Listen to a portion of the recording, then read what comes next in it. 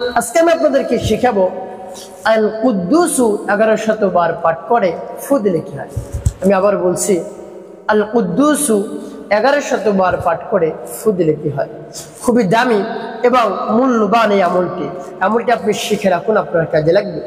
আমলটি কখন কিভাবে করবেন, কোন নিয়মে করবেন, আমলটি করে কিভাবে আপনি উপকৃত হবেন আমি আপনাদেরকে বলে দিচ্ছি। আমলটি করে যখন আপনি উপকৃত হবেন তখন আপনি আনন্দিত হয়ে যাবেন যে আমলটি তো আমার আরো আগে দরকার ছিল, তো কোনো সমস্যা না, আপনি এখন পেয়ে গেছেন, আমলটি করেন। তাই বিস্তারিত জানার জন্য, আমলটি শিখে রাখার জন্য ভিডিওটি শেষ পর্যন্ত ধৈর্য এবং মনোযোগের সাথে দেখার অনুরোধ থাকবে। তো প্রিয় ভাই বোনেরা, এই আমলটি আপনি কখন করবেন? এই আমলটি করতে হবে প্রত্যেকদিন ফজরের নামাজের পর।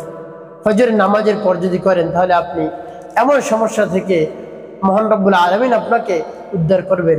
আপনি একেবারে আশ্চর্য হয়ে যাবেন, আপনি অবাক হয়ে যাবেন।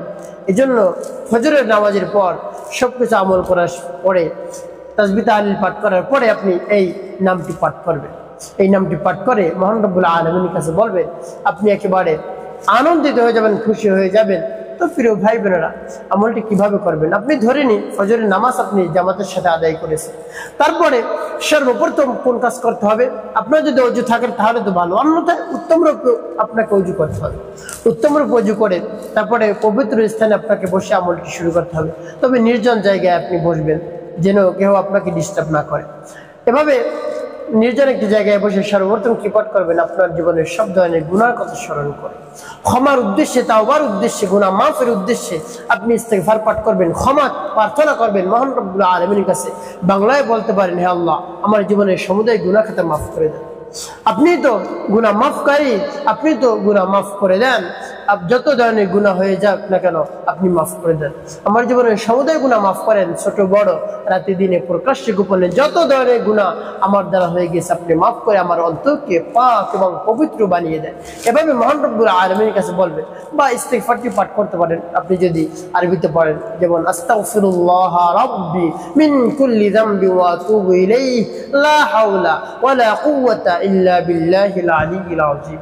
এভাবে ইস্তিগফার যখন পাঠ করে হয়ে যাবে, তারপরে প্রিয় নবীজি সাল্লাল্লাহু আলাইহি ওয়াসাল্লামের শানে 3 বার মুহাব্বতে দুরূদ শরীফ পাঠ করবেন, সাল্লাল্লাহু আলাইহি ওয়াসাল্লাম, সাল্লাল্লাহু আলাইহি ওয়াসাল্লাম, সাল্লাল্লাহু আলাইহি ওয়াসাল্লাম। এভাবে ইস্তিগফার এবং দুরূদ শরীফ যখন পাঠ করা হয়ে যাবে, আপনি কোথাও ফু দিবেন না। তারপরে আপনি এই নামটি পাঠ করবেন। এই নামটি যখন পাঠ করবেন মনে মনে মহান রব্বুল আলামিনের কাছে বলবেন। আর মহান রব্বুল আলামিনের নাম যখন আপনি পাঠ করেন, মহান রব্বুল আলামিন সাথে সাথে খুশি হয়ে যান। মহান রব্বুল আলামিন বলেন পবিত্র কোরআনুল কারীমের মধ্যে, ওয়ালিল্লাহিল আসমাউল হুসনা ফাদউহু বিহা। হে আমার বান্দারা, আমার সুন্দর সুন্দর নাম রয়েছে, সেই নাম ধরে ধরে তোমরা আমাকে ডাকো। আমাকে ডাকার সাথে সাথে আমি সেই ডাকে সাড়া দেই। আল্লাহ রাব্বুল আলামিন বলে, উদউনি আস্তাজিব লাকুম। বান্দা, তুমি আমাকে ডাকার সাথে সাথে আমি তোমার ডাকে সাড়া দেই। তুই আমার কাছে চাওয়ার সাথে সাথে আমি তোমার চাওয়া পূরণ করে দেই। সুবহানাল্লাহ বিহামদি। এই জন্য মহান রব্বুল আলামিনের নাম ধরে ধরে বেশি বেশি ডাকবেন। মহান রব্বুল আলামিন আপনার উপর রাজি এবং খুশি হয়ে যাবেন ইনশাআল্লাহ। তো প্রিয় ভাই বোনেরা, এই নামটি যখন পাঠ করবেন এর পূর্বে মনে মনে মহান রব্বুল আলামিনের কাছে বলবেন, হে আল্লাহ, আপনার নামের বরকতে আমাকে মাফ করে দেন, আমার আমলকে কবুল করুন, আমি আমল করে যেন অতি দ্রুত ফলাফল পেতে পারি সেই তৌফিক দান করুন। যে সমস্যার জন্য আমি এই আমলটি করতে, সেই সমস্যা আমার থেকে দূর করে দিন। এভাবে মহান রব্বুল আলামিনের কাছে মনে মনে বলবেন এবং পুরো মনোযোগ এই আমলের মধ্যে নিয়ে আসবেন। তারপর আপনি সেই নাম পাঠ করবেন, কি? বিসমিল্লাহির রহমানির রহিম। আল কুদ্দুস, আল কুদ্দুস, আল কুদ্দুস, আল কুদ্দুস, আল কুদ্দুস, আল কুদ্দুস, আল কুদ্দুস। এভাবে যখন পাঠ করা হয়ে যাবে আপনি খুঁজবেন। তারপর আপনি আবারও পাঠ করবেন, আল কুদ্দুস, আল কুদ্দুস, আল কুদ্দুস, আল কুদ্দুস, আল কুদ্দুস, আল কুদ্দুস, আল কুদ্দুস। পাঠ করছে আবার একটু খুঁজে।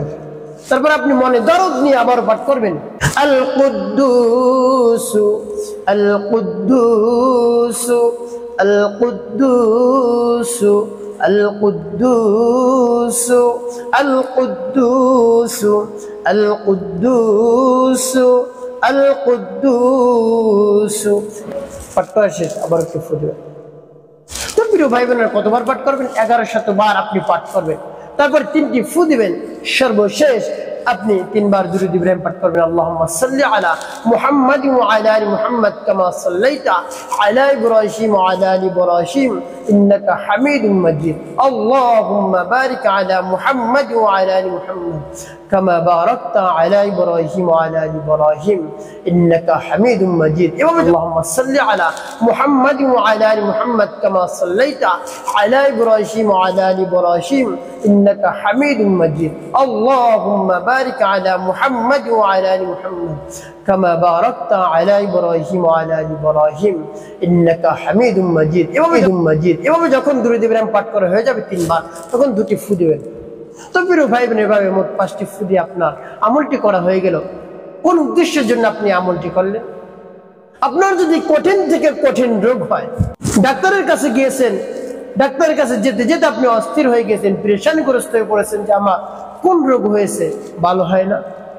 আপনি এভাবে যদি রোগে আক্রান্ত হয়ে থাকেন, কোন ঔষধ সেবন করলে আপনার রোগ ভালো হচ্ছে না, কোন ডাক্তার আপনার রোগ ধরতে পারছে না, আপনি নিরুপায় হয়ে গিয়েছেন, এখন কি করবেন? আপনি মহান রব্বুল আলামিনের শরণাপন্ন হন, মহান রব্বুল আলামিনের দিকে চলে আসুন। অবশ্যই মহান রব্বুল আলামিন আপনার সব কিছু দূর করে দেবেন ইনশাআল্লাহ। তার উপর পূর্ণ বিশ্বাস এবং আস্থা রেখে আপনি এই নামটি পাঠ করুন, এই আমলটি করুন। প্রত্যেক দিন ফজরের নামাজের পর আপনি এই আমলটি করবেন, প্রত্যেক দিন আমলটি করবেন। কোনো ধরনের আপনার রোগ হবে না, যে রোগ ছিল সব রোগ ভালো হয়ে যাবে, কঠিন থেকে কঠিন রোগ ভালো হয়ে যাবে। যদি আপনি অসুস্থ থাকেন, আপনি সুস্থ হয়ে যাবেন ইনশাআল্লাহ। মহান রব্বুল আলামিনের উপর পূর্ণ বিশ্বাস এবং আস্থা রেখে আমলটি করে দেখুন কি হয়। আপনি 7 দিন পর্যন্ত আমলটি করুন, তারপরে দেখুন আস্তে আস্তে পরিবর্তন হওয়া শুরু হবে ইনশাআল্লাহ। তবে পরিপূর্ণ বিশ্বাস রাখতে হবে। যদি আপনার মনের মধ্যে থাকে আমলটি করলাম, কবুল হবে কি হবে না, এরকম যদি মনের মধ্যে সন্দেহ থাকে, তাহলে কিন্তু আপনি উপকৃত হতেও পারেন, না হতে পারেন। আপনাকে পরিপূর্ণ বিশ্বাস রাখতে হবে, তারপরে আপনি আমল করবেন যে হ্যাঁ, মহান রব্বুল আলামিনের নামের বরকতে আমার সেই সমস্যা অবশ্যই দূর হবে, তাহলে আপনি উপকৃত হতে পারবেন। তো প্রিয় ভাই বোনের, একটি কথা আপনাকে অবশ্যই মনে রাখতে হবে, সেটি হলো 5 ওয়াক্ত নামাজ কিন্তু আপনাকে আদায় করতে হবে। মিথ্যে কথা বলা যাবে না, পবিত্র জবান অপবিত্র করবেন না। মানুষের খিদমতে, কল্যাণে বেশি বেশি আপনি কাজ করবেন, বেশি বেশি মানুষের উপকার করবেন। আপনার জীবন মহান রব্বুল আলামিন শান্তিপূর্ণ এবং সুখময় করে দেবেন ইনশাআল্লাহ।